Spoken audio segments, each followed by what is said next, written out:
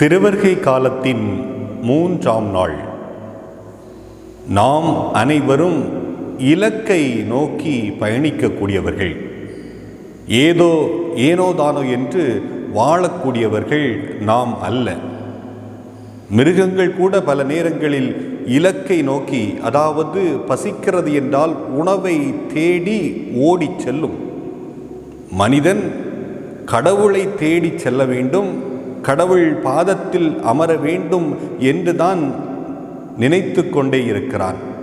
கலைமான் நீரோடைகளுக்காக ஓடி தவிப்பது போல என் உள்ளமும் என் கடவுளை நோக்கி ஓடிக்கொண்டே இருக்கிறது.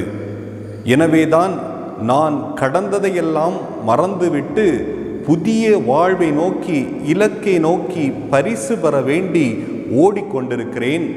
பரிசு எனக்கு கிடைக்கும். மனமாற்றத்தோடு ஆண்டவரை தேடி வந்தால் ஆண்டவர் நம் வாழ்வை மாற்றுவார்.